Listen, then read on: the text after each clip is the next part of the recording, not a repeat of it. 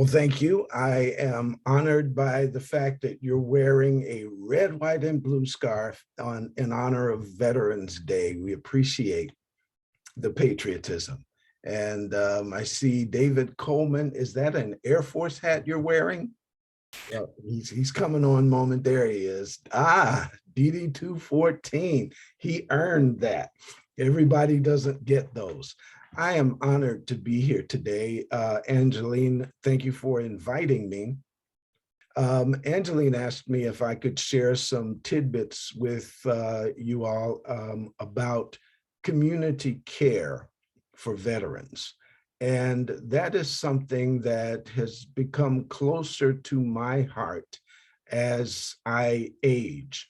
And it's not because I'm an old grizzled veteran, even though I've got the gray beard. It is because over the years of my service, I came in contact with some World War II veterans, and they had some really interesting stories to tell. And even before I went back into the Navy to live my pastoral dream as a Navy chaplain, I had several church members who were veterans, one of whom, as he approached the end of death, when I would go visit him, he would salute me and call me captain. And I wasn't sure whether he was hallucinating or whether in his, it wasn't Alzheimer's, but it was, he would occasionally lose awareness of his contemporary circumstance, and he would go back to the battlefields of Korea. And I will never forget, on a couple of occasions visiting him, he started to unburden himself about the horrors of that war, what he saw, what he did. And in his normal life, no one would ever have known his deeds of heroism. And sometimes the line between heroism and aberrance is very thin. And he was dealing with those things. And I didn't know at those moments how best to address it other than to listen. And one of my prescriptions for the listeners and participants today is to hone the art of listening to the stories of the vets, because it is in telling the stories that healing comes. We'll talk more about that as we move forward. I did prepare a slide presentation that I'd like to share with you all. I won't be able to see you while I'm sharing the screen. So if you have a question or if you have a comment, if you'd communicate with Angeline via chat, or just open your mic and say, "Chaps, I have a question." And I'll try to stop sharing the screen and come back on as I am now to hear and address your question. We do have a limited amount of time though, and I'll try not to bore you, but I do have a lot of information to speed through. And I intend to leave time at the conclusion of the presentation for additional questions or comments. So if you join me now in a PowerPoint presentation, where did it go? I had it there.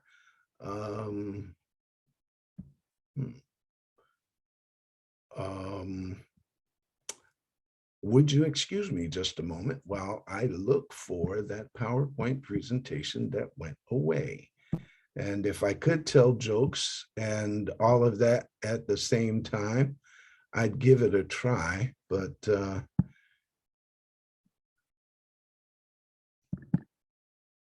I wonder what made that go away like that.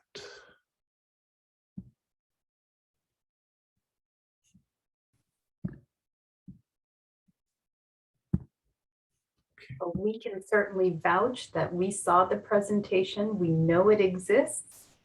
So we know it will be found. Yes. Can you see it on my screen now? Not yet. Not yet. Okay, let me stop and let's go back to Zoom, share screen. And there it is. There it Hey, is. thank you, God. Community care for veterans.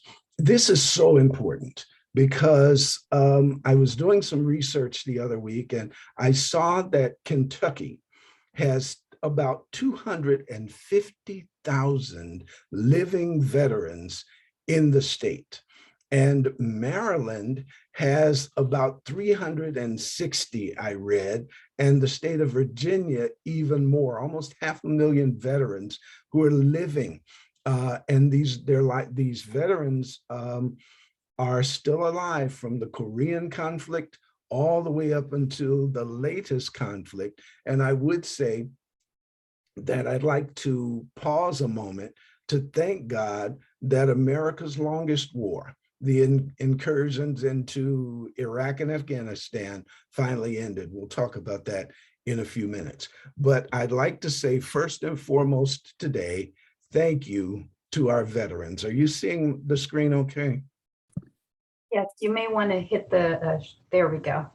So I'd like to say thank you to the veterans, those who served in the armed forces, all of the branches. We most identify with the Army, the Marine Corps, the Navy, and the Air Force. But the Coast Guard, the Public Health Service, and the National Oceanic and Atmospheric Administration are also considered veterans if they served. And now the Space Force. So thank you to those who are veterans. And I'd like to ask, I see David, are there any other veterans in our midst today? If not, Dave, may I call upon you to tell us when and where you served? Thank you, Chaplain. It's certainly my delight to be here and sharing with you all this experience and this precious commemoration time.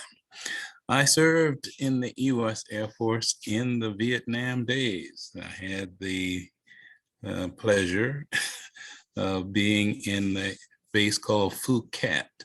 It was in the northern part of Vietnam, and it was quite an experience when we had, just a highlight for you, we had a theater designed for Bob Hope to come through. You will remember he was one of those who presented and kept the troops encouraged. We had a theater designed, and it was so tall that they actually had to put lights on the top of it. And in doing so, this became markers for the Viet Cong to actually pinpoint where they were lobbing their mortars. And it was also a screen that they used for movie presentations. And of course, they would lob many mortars in, and we were attacked many times. But that's my experience in being a veteran in Vietnam. Well, thank you for your service. I see my sister-in-law's name, Ruby Anderson. Ruby is a veteran. She and her husband, my brother, Ruby served in the United States Navy. I see you there, Ruby. Would you like to share with us your journey?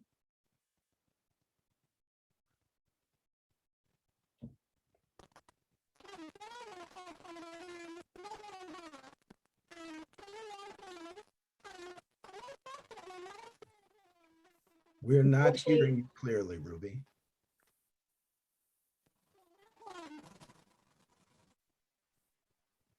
Still not coming through. Can I share and brag on you a bit? So Ruby is the highest ranking member of the military in our family. She is a nurse who decided that she wanted to serve in the Navy, became a Navy nurse, and processed up in the ranks to the rank of '06 captain prior to her retirement. She's married to my brother, who tried to get me to go into the Army with him some years ago, but I kind of wanted to avoid the green fatigue uniforms, the weapons, and the hand-to-hand combat. So I didn't go in the Army with him. Instead, I took the Navy path. He did the Army. There he is in the background. And then some years later, accepted a commission into the Air Force Medical Corps and retired as a lieutenant colonel in the US Air Force. I wonder if there are any other veterans online. If not, I'll proceed. But I'd like to give honor to those of you who served. And if perchance a spouse served, or a brother or a sister, please pass my honor and appreciation to them as well. Many times people wonder, well, what really is a veteran? And I was actually shocked to learn in about my 18th year on active duty, I wanted to get tags on my car that said veteran. And the Motor Vehicle Administration would not give me those veterans tags. And I argued, I've been in the military for so many years. And they said, well, have you gotten out? And I said, no, but I'm eligible. And they said, well, you're not really a veteran until you're no longer serving actively.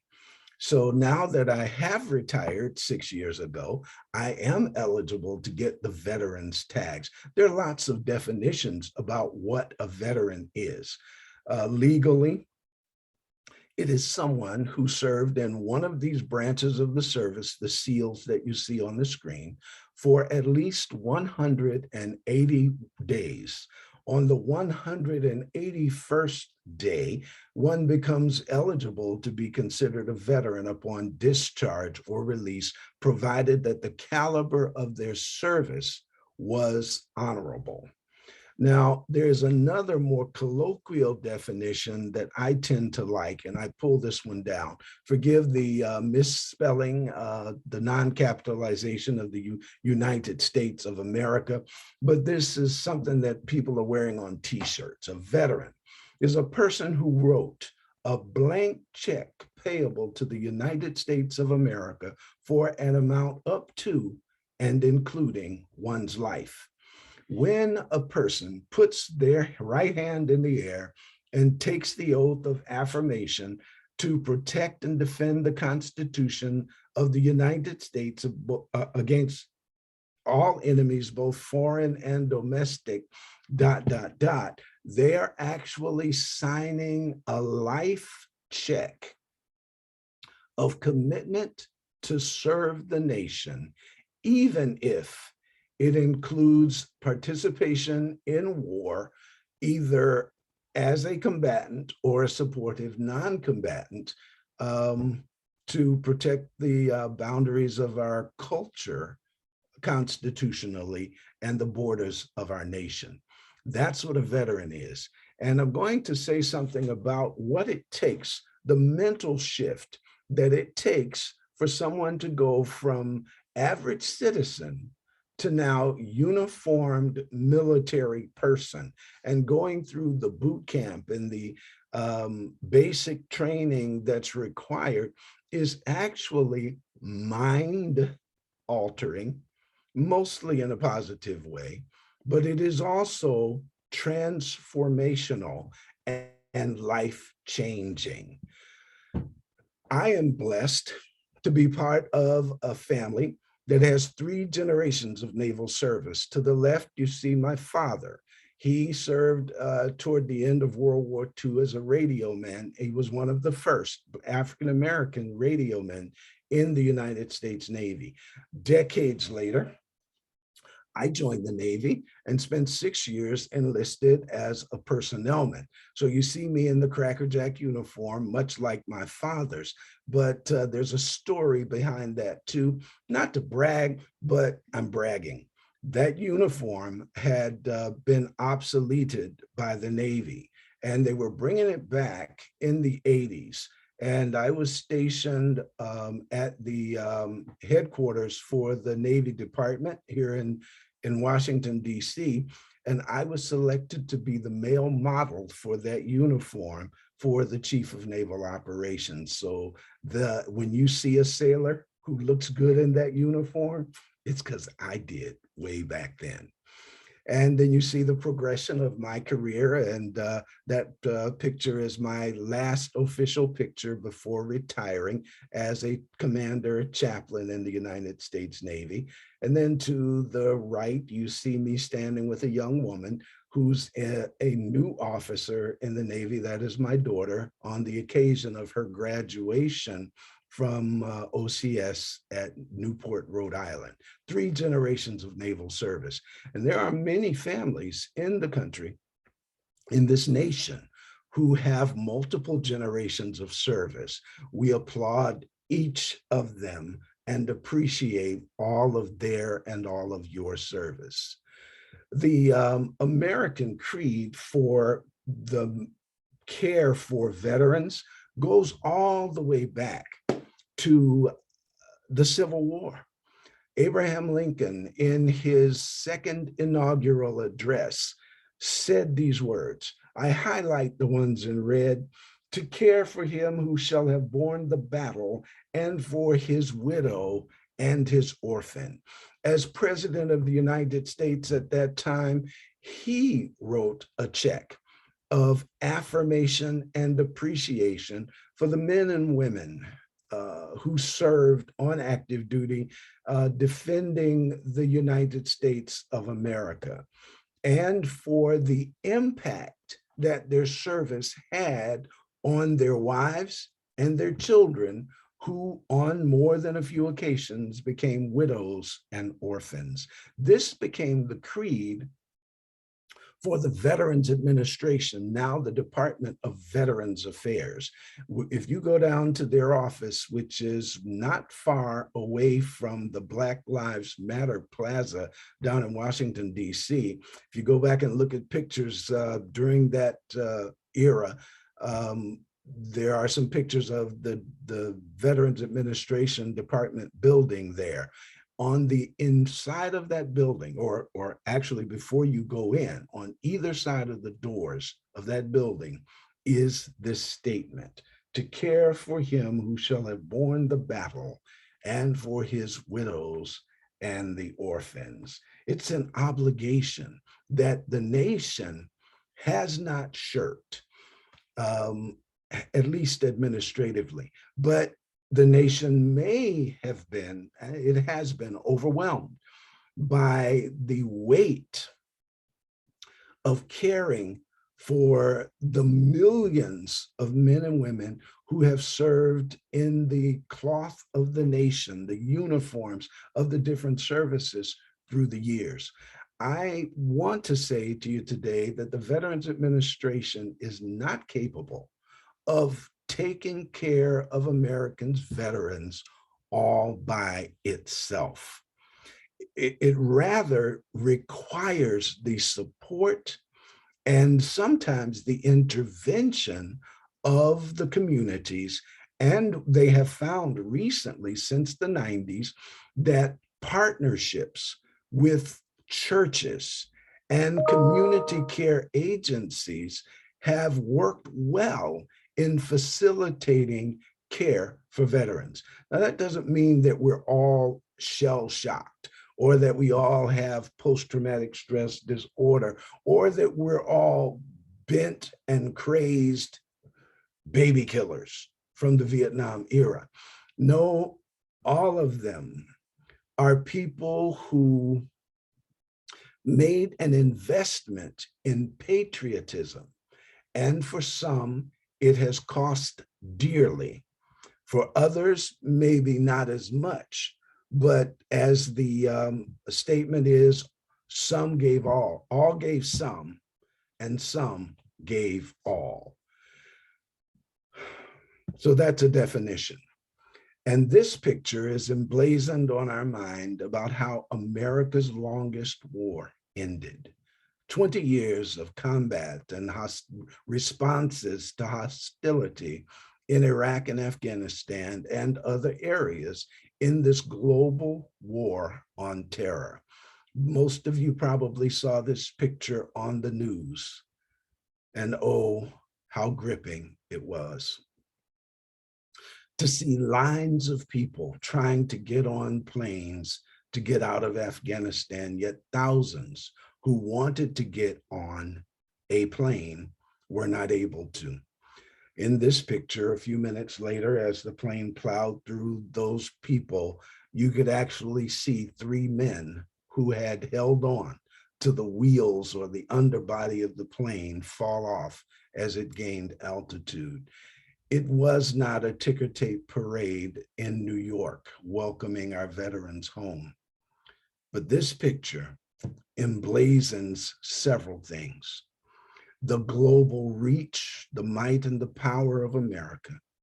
And it also notes the desire for freedom and equality and a better way of life that all those people running there, mostly men, are trying to seek outside of the nation of their birth. In 3 weeks' time, the United States and its partners moved over 200,000 people out of Afghanistan to other areas of the world in pursuit of freedom.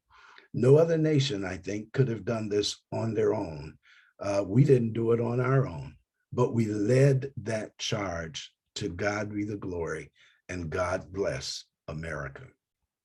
Not proud of everything about our history, but proud of many of the good things that we've done around the world, and may it ever be so, because I believe that that's why God blessed this continent between the oceans to be a bastion of freedom, freedom of religion, and freedom of speech.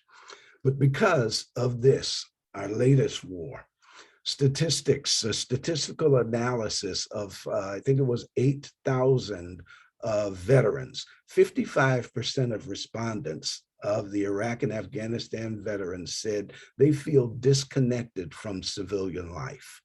Why is that? Because sometimes the military experience makes us a little different from people who have not had the military experience. Sometimes, especially when you've been involved in combat and conflict, some of the things that you see in war make your life different from there on out. And how many of you have been at a dinner or some occasion when a relative starts telling a sea story or something that happened when they were overseas? And it might be an adventurous story, but at some point, folks, I just can't relate. Why would somebody want to jump out of a perfectly good airplane? I don't get it. Or why would somebody want to leave all the comforts of life here in America and go overseas to serve people you can't even talk to, let alone understand? There is a disconnect. And this disconnection that's being reported in this slide is an opportunity to build bridges of connectivity, bridges of shared personal value. And boy, where did that term go that I had on my tongue? It'll come back to me, about an appreciation for human dignity, no matter who a person is, where they've come from, or what they've experienced. 55% feel disconnected from our families, from our communities, because our experiences may have been traumatic or may have been so expansive that our view of the horizon isn't congruent with those who didn't go where we went. And here's another: 25% of today's combat veterans develop post-traumatic stress disorder or stress response. That's huge. That's huge. So what do we do with that? And is post-traumatic stress disorder something to be feared, or is it something that can be healed? You know, it's not uncommon, and it really isn't new.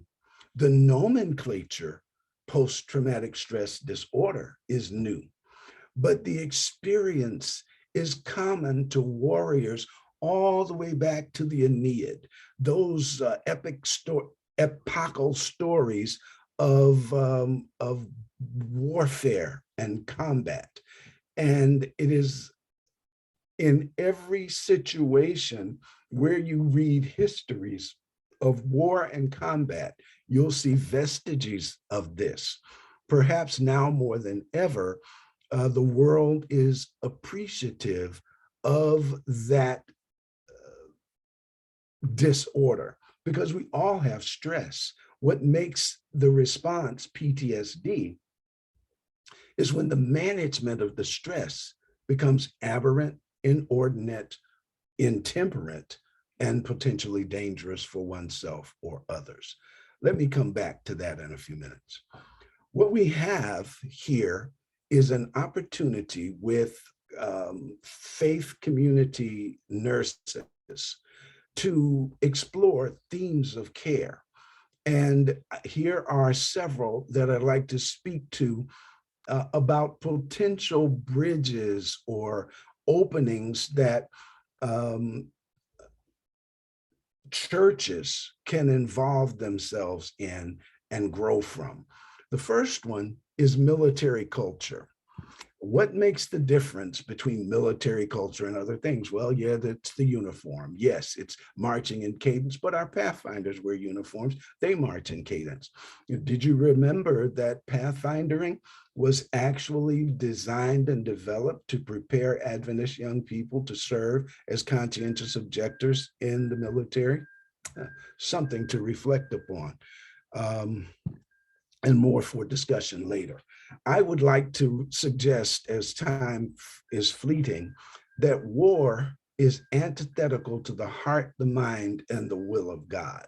I pulled this out of a chapter from Patriarchs and Prophets because I thought it was an excellent juxtaposition of what God's will really is for his people scattered all over the world and all over the countries. In the towns, cities, and villages, we are supposed to be God's witnesses, the channels through which he will communicate to an unbelieving world the knowledge of his will and the wonders of his grace. It is his plan that all who are partakers of the great salvation shall be missionaries for him.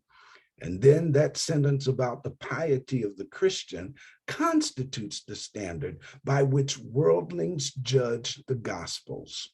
Trials patiently borne, blessings gratefully received, meekness, kindness, mercy, and love habitually exhibited are the lights that shine forth in the character before the world, revealing the contrast with the darkness that comes of the selfishness of the natural heart. That is powerful. But if you've not read the book in a while, please note that this is in the chapter of Patriarchs and Prophets where Ellen White is talking about the experience of Abraham when he went in pursuit of Lot and his entire clan who had been kidnapped by a military encroachment. So war is antithetical to the heart of God, but because of sin, conflict is inevitable. It is inevitable. And I write here, to alter a person's mind and orientation, to kill another human, actually warps the imago Dei, the image of God that is in each of us. But someone has to defend faith and family.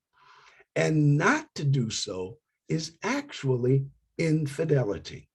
Now, in our church, we've had the history of non-combatants. At first, during the Civil War, when our church was being fashioned and formed, it was avoidance of military service completely, even to the point of paying people to serve in your stead.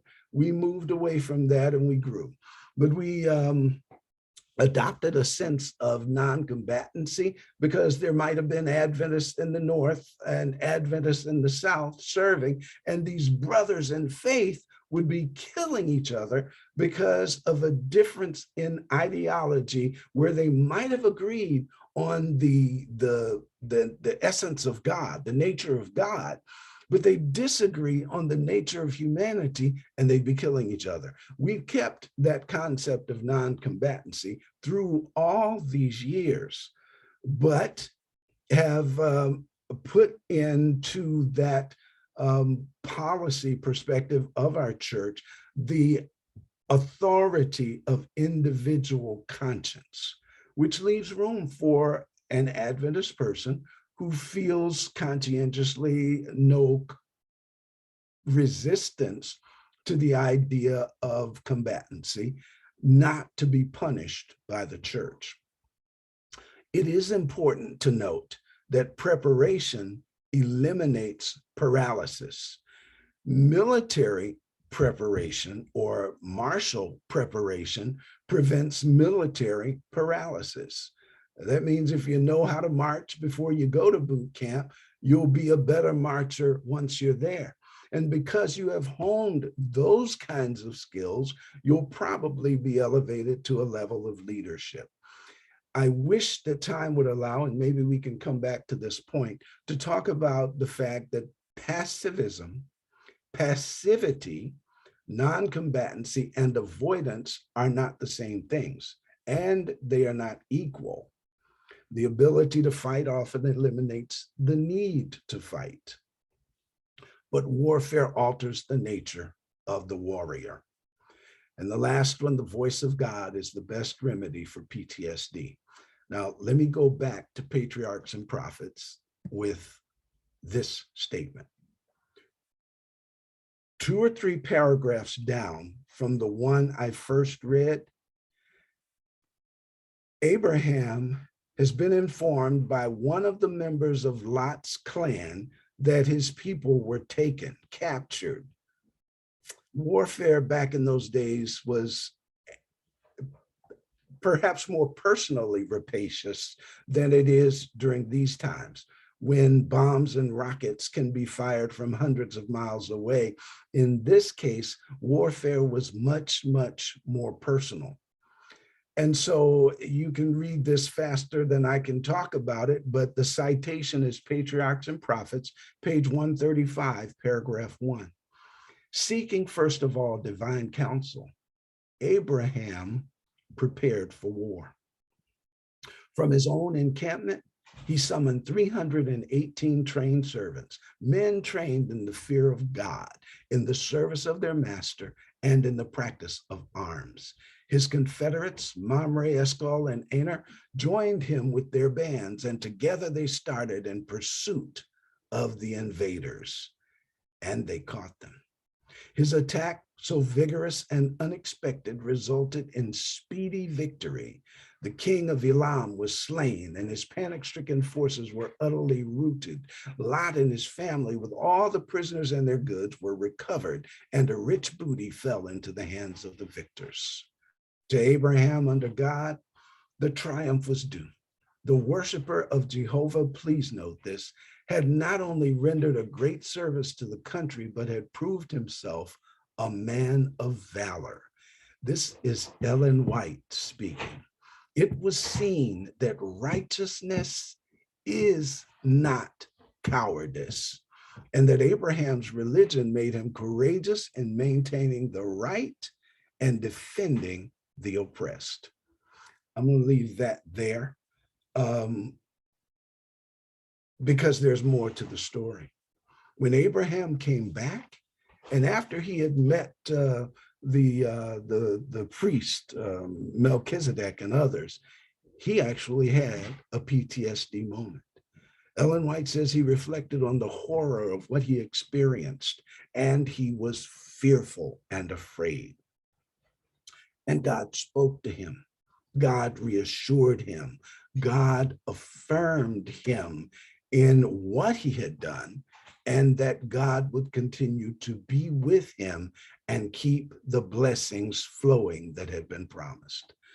Wounds of war. This is something where we need to prepare to address the veterans who are and or will become members of our church through our evangelistic intent, or maybe our caring for people will be the point of evangelism more than the theology and the homiletics. Sometimes service, the touch of God through a human heart and hand, is more valuable in winning souls than preaching the 2,300 days. So we need to be familiar with the wounds of war. And I might add that while Afghanistan and Iraq, Vietnam, Korea, and other places were wars, the circumstances in which we live on a day-to-day basis, especially watching the news, can create some of the same effect as if you were in a war zone under fire, seeing and causing death and destruction, post-traumatic stress disorders and traumatic brain injuries, near-death experiences predicated by violence, and life after you didn't get killed. Those can be devastating circumstances. I was one of the chaplains on scene quickly during the mass shooting down at the Navy Yard a few years ago. And I, more than any of the other Navy chaplains who were involved, got to speak with, in great detail and great length, with many of the people who survived and the family members of those who were deceased. And life after tragic incidences requires calibration and clarity. So let me take you quickly through a Bible story. You've heard about David and him slaying Goliath, and you've heard about David and Bathsheba, but did the name Ishbi-benob ever ring a bell? Ishbi-benob was one of Goliath's cousins, and he was about to kill David. He had overpowered him. And my mind's imagination suggests that he was about to plunge his sword, or maybe that big spear with an 8-pound head on it like Goliath had, through David. And David knew it was coming. He had been overcome, but Abner saved his life. And then, so they all get to go home. David is still the king. But when it was time to go out to war again, Abner said, David, you're getting a little old. You're slowing down out there on the battlefield. Why don't you stay home so that we don't run the risk of losing our king? And off they went to battle. The general supplanted the king, and he didn't have anything to do. So he goes up on the top of his house and he looks around, and boom, there's another story. Warfare, oh, if time would allow, warfare and the resulting impact of combat in dangerous circumstances has an immediate impact and a lasting effect on one's libido, whether male or female. There are other things on this list, but, and you've seen it, we could probably talk about each of them, especially exhaustion, depression, burnout, and a sense of betrayal. These are the invisible wounds of war that many people bring home, and it becomes a part of who they are. And working one's way through it requires caring, careful, informed assistance. Moral injury is an important piece. Clinically, the definition is that it's damage done to one's conscience or moral compass when a person perpetrates, witnesses, or fails to prevent acts that transgress one's own moral beliefs, values, or ethical codes of conduct. Within the context of military service, it refers to the lasting emotional, psychological, social, behavioral, and spiritual impacts of actions that violate a service member's core moral values and behavioral expectations of self or others. I could tell you some sea stories on both of those. And many veterans who are struggling with moral injury will have stories to tell. As I mentioned earlier, that's why it's important to be willing and able to listen creatively, non-judgmentally, to the stories of some of the veterans around us. Here are some resources that I'd like to offer you as we begin to close. Several years ago, when I was at Walter Reed doing my clinical pastoral education residency, I was exposed to these two books. They are well worth getting: The Wounded Warrior, The Wounded Woman. They are not just about military or veterans' wounds, but it does encompass them as well.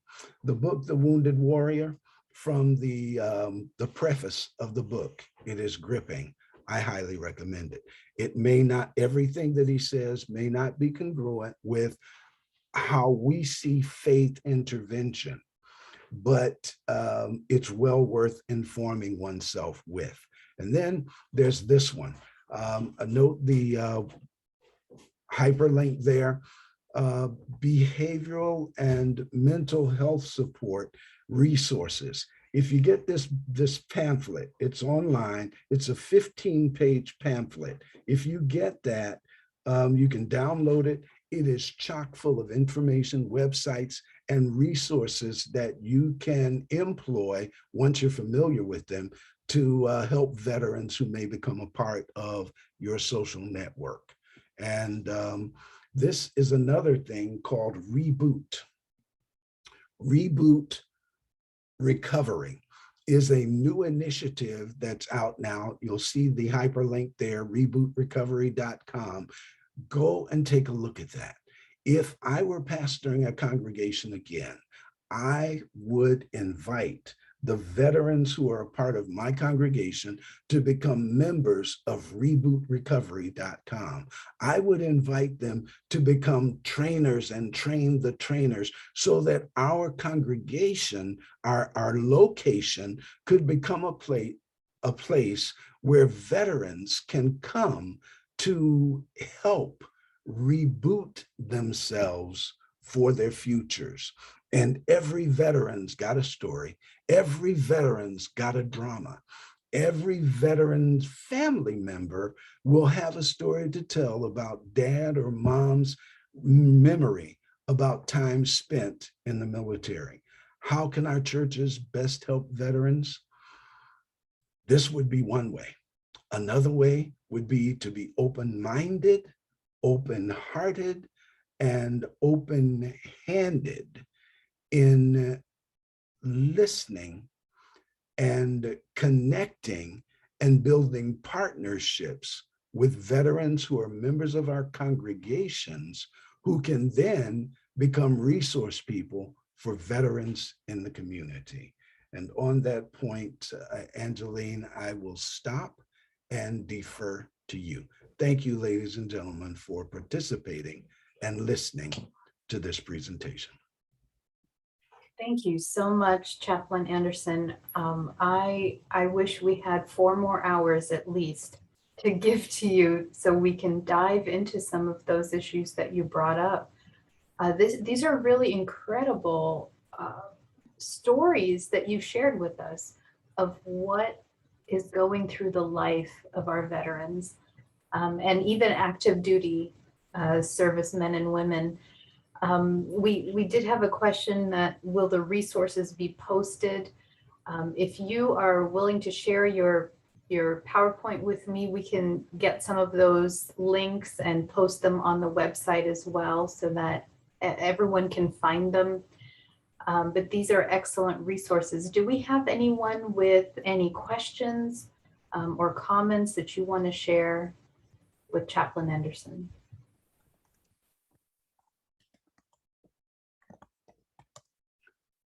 I will send the presentation to you, Angeline. Thank you so much. Appreciate that. I was really struck by one of your statements earlier in the program where you identified how the community is such a key influencer, and including our churches, of how we can actually help to support our veterans in their healing process. And this is, something that we may not automatically think of, is that their needs may actually be different from the others in our church who are not veterans. So you've given us some great resources here. What could we do at our church if we're just starting? If we know we have some veterans in our church, maybe in our community, what can we do to just kind of create that need, help our church feel that this is something we really need to talk about?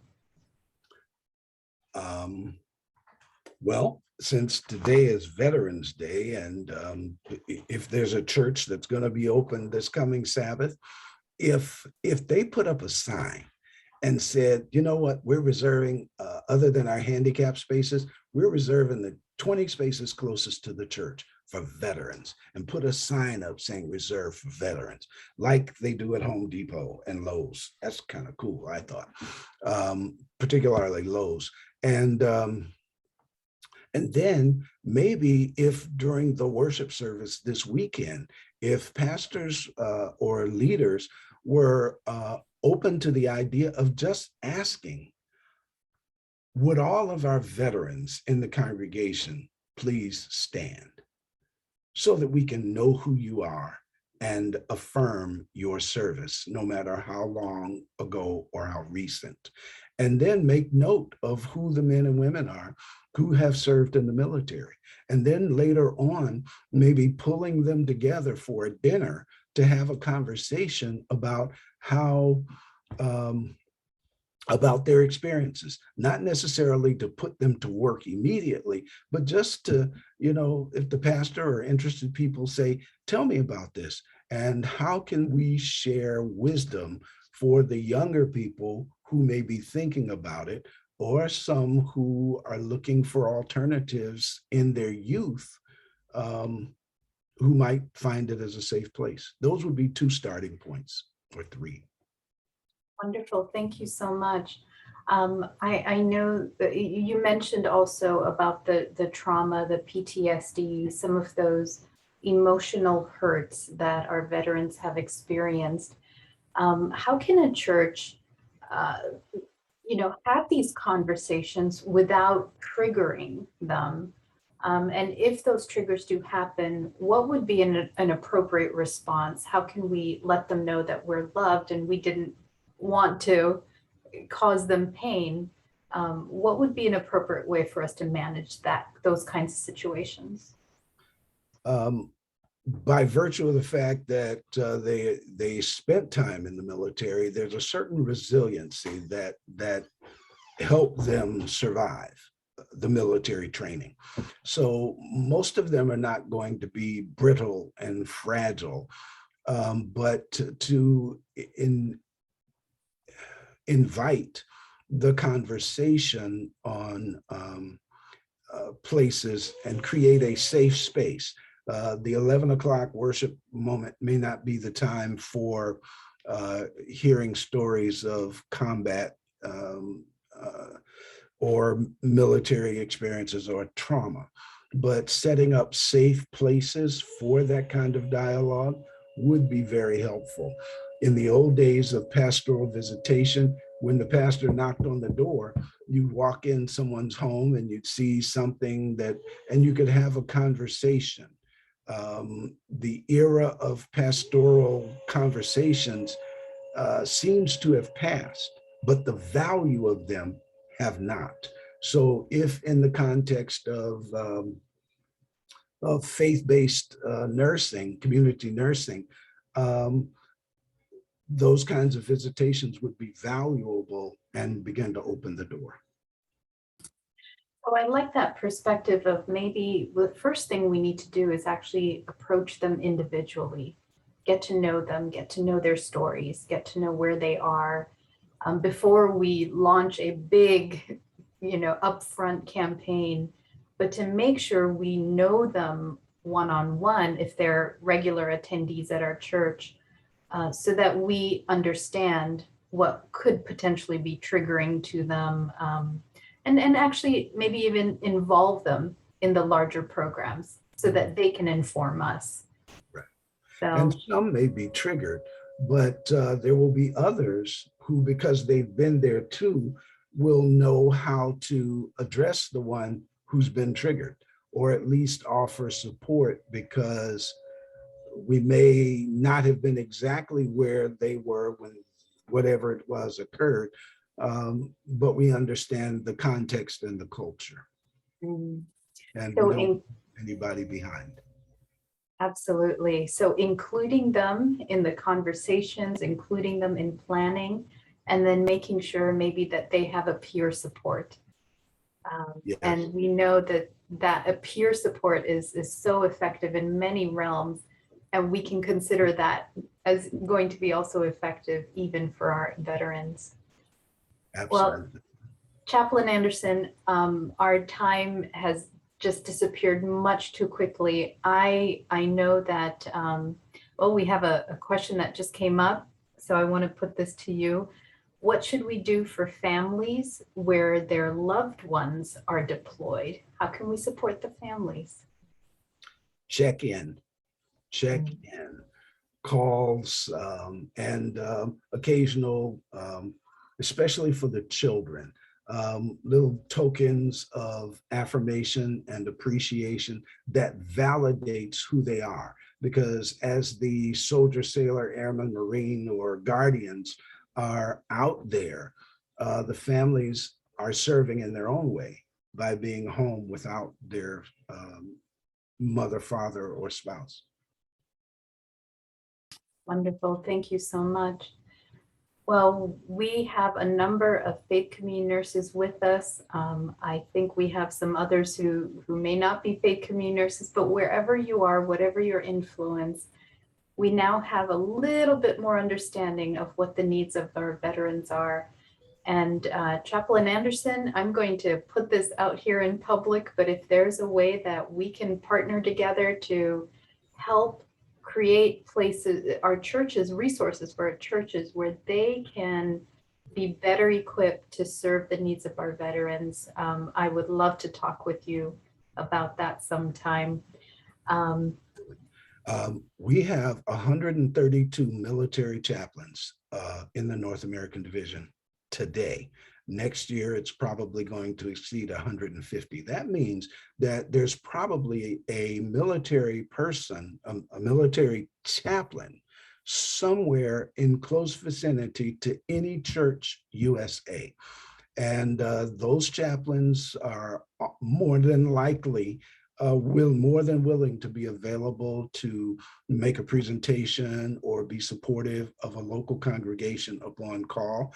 And if it requires some travel, I would be supportive from my department in helping the requested chaplain get there if his or her corporate resources couldn't support it. Wonderful. Thank you so much. That is a great blessing. We appreciate that. So we have many tools, and yes, we have a comment from Brother Anderson. I wanted to just emphasize the point that there's Oh. a discussion about. Can't hear you well, Jerome. Can you hear me now? The sound is coming in very garbled. Can you hear me now? No, it's really garbled and high pitched. All right.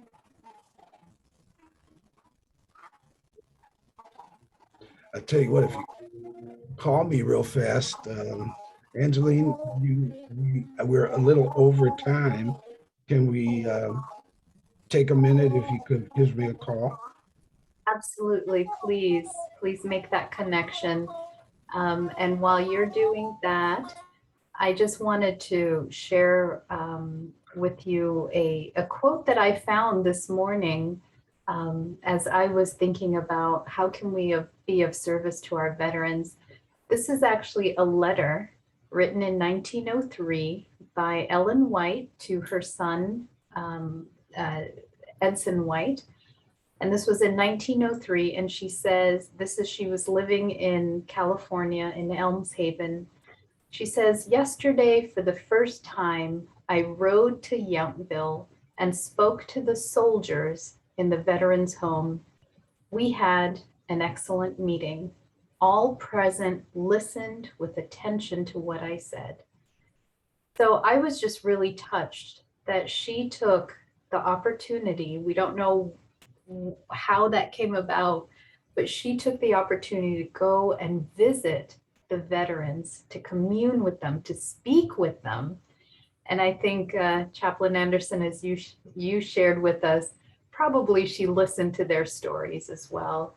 So thank you so much. Are we able to hear from your brother? I did make contact with him, and he was observing that within the military community, there are actually three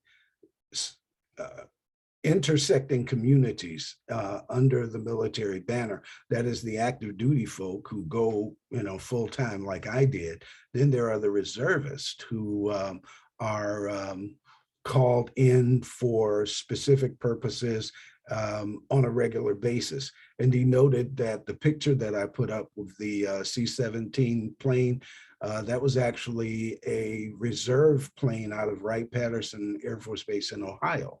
And that those pilots, when they got that plane back to Wright-Patterson, went home and then may have gone to their jobs or their local churches that next day or the next weekend.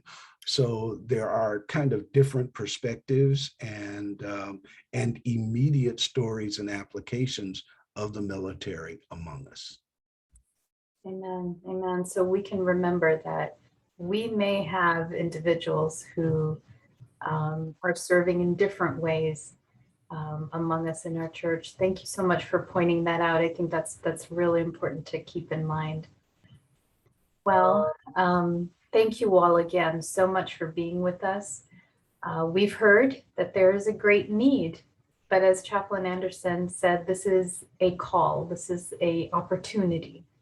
This is an opportunity for our churches to rise up and share hope and wholeness with all. And so we're just so thankful that we can spend this time remembering our veterans, honoring them. And thank you, Chaplain Anderson. We're looking forward to seeing what more we can do. And hopefully we can have you come do another presentation for us again sometime. I would greatly appreciate it. I'm there. Thank you. Well, if you would give us any closing thoughts and then a closing prayer, and we'll close our time together.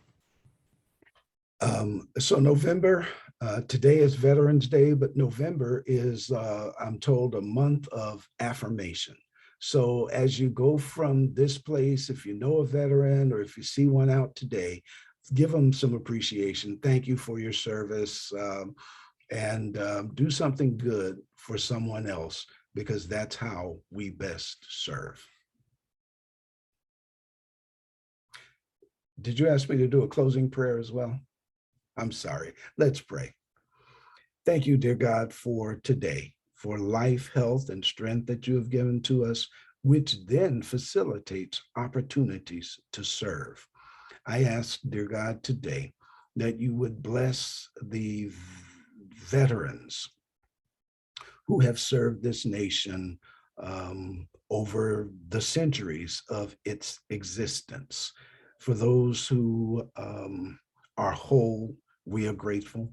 For those who were wounded and may have been disabled in some way, We pray that you would continue to build a sense of personal and spiritual and community wholeness, even if they're missing a limb or if they've been morally injured, that your Holy Spirit will draw near and bring an atmosphere of peace within their spirit, and eventually restore them to balance, create in them, in us, a clean heart, and renew a right spirit within us, so that we can serve to your name's honor and glory.